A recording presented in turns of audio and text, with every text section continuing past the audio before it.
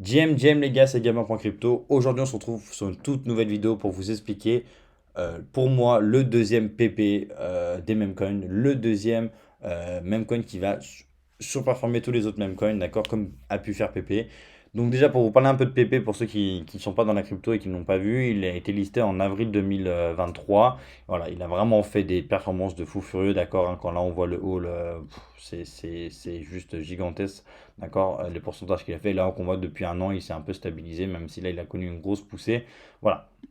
Donc, c'est un même coin, de grenouilles, etc. Maintenant, moi, je me suis renseigné, j'ai fait mes recherches, et pour moi, Fog, c'est la deuxième grenouille à avoir dans son wallet. Pour moi, je n'ai plus de PP, je n'ai jamais eu trop de PP parce que je suis arrivé un peu trop tard sur PP, donc je préfère rater le train. Là, Fog, pour moi, il n'y a que des feux verts, d'accord? Il y a que, pour moi, c'est vraiment le projet à avoir si t'aimes les mêmes coins, c'est avoir du Fog, tout simplement. Alors, déjà, Fog, il a été listé pardon, en juillet 2024, d'accord? Donc, il a connu après une bonne poussée là sur la fin d'année, comme quasiment tous les coins. Donc, ça, déjà, c'est intéressant. Moi, ça veut dire que si le coin explose en même temps que le marché, c'est toujours intéressant. Il a connu une grosse phase de correction comme tous les autres coins. Et là, puis là, voilà, on a vraiment pu avoir une zone d'accumulation assez intéressante. Et voilà. Ce qui est de la tokenomics, elle est parfaite. FDV, market cap 1-1, donc ça c'est nickel, d'accord. Au moins il n'y aura pas de pression vendeuse, etc. Tout est nickel. Sur les listings, sur les exchanges, on voit qu'ils ont Mexc, on voit qu'ils ont KuCoin, Get.io, Kraken et Crypto.com, qui est un petit peu des exchanges un peu connus. On voit que sur les volumes, c'est plutôt intéressant quand on regarde sur Mexc, sur Radium ou quoi. Il y a des bons volumes sur Fog, donc ça c'est toujours intéressant de voir ça. On voit que du coup le token n'est pas mort.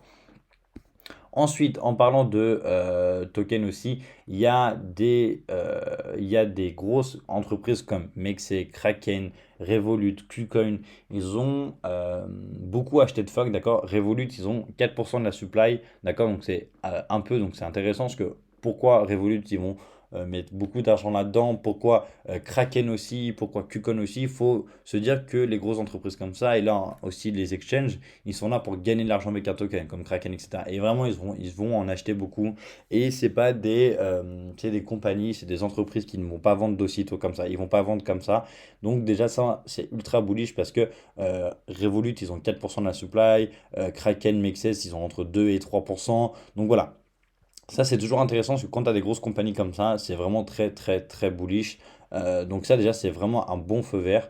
Et en plus, après, aussi, on peut voir aussi la communauté de Fog qui est plutôt intéressante. Hop, excusez-moi, tac.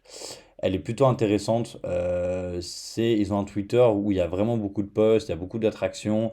Ils ont que 50 000. Après, ils ont euh, d'autres comptes CTO, des comptes fans, des gros comptes qui postent beaucoup sur du Fog. Euh, Comme lui, par exemple, je le vois souvent poster du Fog, il a 23 000 followers, donc c'est toujours intéressant. Chaque post, ils font 10 000 vues à peu près, il y a un peu de like, il y a du... Enfin, voilà, il y a du repost, il y a du commentaire, il y a beaucoup d'attractions. Moi, personnellement, quand je poste sur Fog, il y a toujours du monde, d'accord? Regardez, là, j'ai fait un post, j'ai fait 300 vues. Moi, généralement, je tourne autour de 200. En fait, ça, justement, je teste la communauté, d'accord? Comme là, on peut voir Boulive. Boulive, je balance un tweet sur Boulive, il fait 350 vues. Ça veut dire que c'est un minimum bullish, ça veut dire il y a des choses qui se passent. Donc, Boulive, intéressant. Fog, pareil, vous voyez, j'ai fait ça, il y a eu du monde dessus, c'est toujours intéressant. Popcat, par exemple, j'ai fait ça plusieurs fois. Popcat, à chaque fois, je fais du 500, 1000 vues. Donc, on sait que Popcat aussi, grosse communauté. Donc, en fait, Fog, il remplit vraiment beaucoup de critères, pardon. Au niveau de la communauté, elle est bonne. La tokenomics est bonne. On a pu avoir des zones d'achat. C'est une grenouille. On sait que les grenouilles, ça marche bien dans les mêmes coins, surtout dans l'écosystème un peu crypto, même coin. PP commence de plus en plus à être un peu un token mort, je trouve. Mort pas spécialement, il n'y a pas de volume, mais c'est pas avec ça qu'on va aller chercher un x10, etc. Alors que sur du Fog, totalement, on est vraiment plein dedans.